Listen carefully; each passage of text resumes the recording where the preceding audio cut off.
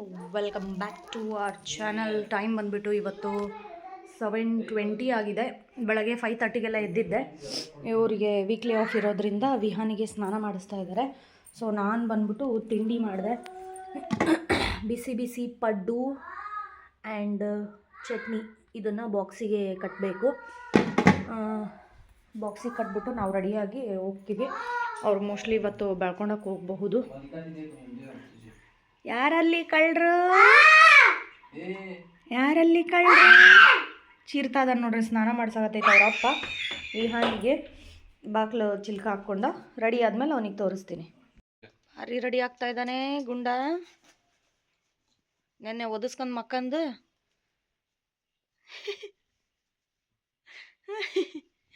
11 ಗಂಟೆಗೆ ಎದ್ದು ಉಂಡು ಮಕ್ಕ ನನ್ನ ಮಾತ್ರ ರಾತ್ರಿ.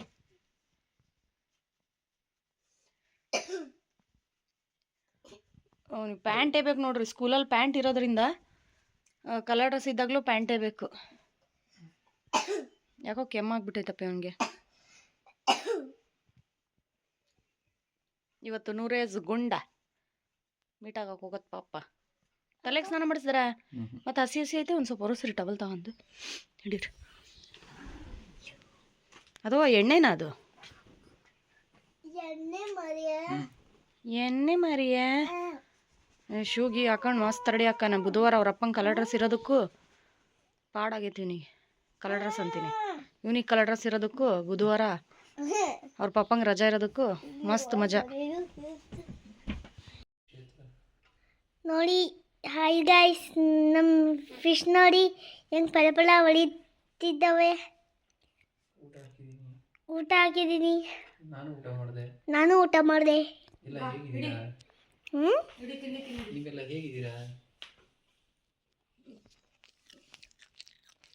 ನೋಡ್ರಿ ಮಂಜೆ ದಿಖಾನಕ್ಕೆ ಹೋಗಿ ದಿಕ್ಕಾರನಿ ಹಾತ ನೋಡ್ರಿ. ವಿಹಾನ್ ತಿಂದು ಬೆಳಬೆಳಗಿನ ಪಡ್ಡು ನೋಡ್ರಿ ಕೈ ನೋಡಿ ಹೆಂಗೆ ಟೇಸ್ಟ್ ಪಡ್ಡು ಮಸ್ತ್ ಆಗೈತಾ ನೋಡ್ರಿ. ನಂದು ಕೈ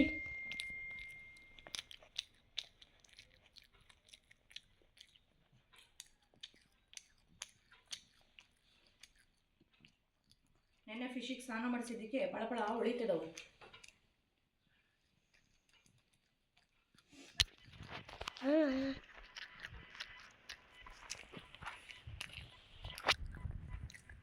ಆಗ ಇನ್ನೊಂದೆರಡು ತಿಂತೀಯ? ಅವ್ರೆಕಾಳು ಸಾರು ಜೊತೆ ತಿನ್ನಿಸ್ಲಾ? ಬೇಡ.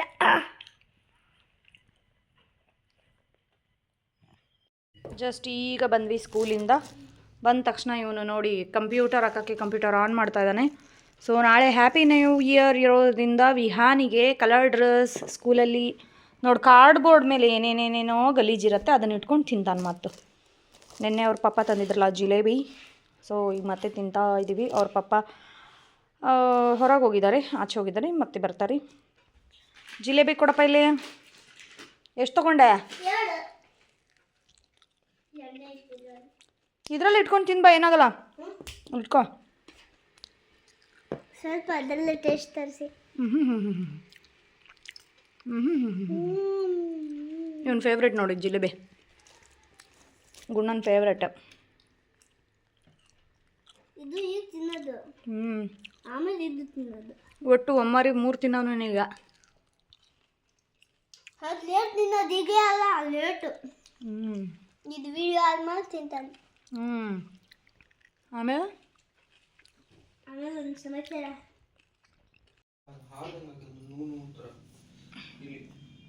ತರಕಾರಿ ಎಲ್ಲ ತಂದಿದ್ದಾರೆ, ಜೋಡಿಸಿಡ್ಬೇಕು.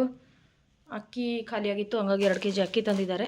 ನಿನ್ನೆ ವಿಡಿಯೋ ಮಾಡೋಕ್ಕಾಗಿಲ್ಲ, ಸ್ವಲ್ಪ ಅಡುಗೆ ಜಾಸ್ತಿ ಇತ್ತು ಅಂತ ಅಂದ್ಬಿಟ್ಟು. ಇವಾಗ ಇವರು ಚಿಕನ್ ವಾಶ್ ಮಾಡ್ತಾವ್ರೆ.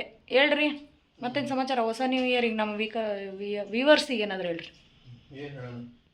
ಏನು ಹೇಳೋಣ? ಏನು ತಿನ್ರಿ ಬಾಯಿ ತುಂಬ ಮಾಡ್ಕೊಂತೀರ? ಏನಿದೆ ಇಲ್ಲೆಲ್ಲ? ಓಟ್ಸ್ ತಿಂದ್ರೆ ಮ್ಯೂಸ್ಲಿ, ಚಿಕನ್. ಫುಲ್ ಟಯರ್ಡ್ ಆಗಿಬಿಟ್ಟಾರೆ. ಅವರು ಟಯರ್ಡ್ ಆಗ್ಯಾರೆ, ನಾನು ಟಯರ್ಡ್ ಆಗಿದ್ದೀನಿ. ಸ್ವಲ್ಪ ಚಿಕನ್ ಬಿರಿಯಾನಿ ಮಾಡ್ತಾಯಿದ್ದೀನಿ.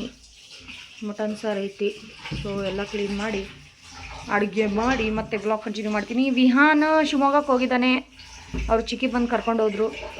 ಸೊ ಹಾಗಾಗಿ ವಿಹಾನ್ ಇಲ್ಲ ಒಂದು 2-3 ದಿನ. ಚಿಕನ್ನ ಅರಿಶಿನ ಪುಡಿ ಮತ್ತು ಉಪ್ಪು ಹಾಕಿ ಫ್ರೈ ಮಾಡಿ ಇಟ್ಕೊಂಡಿದ್ದೀನಿ.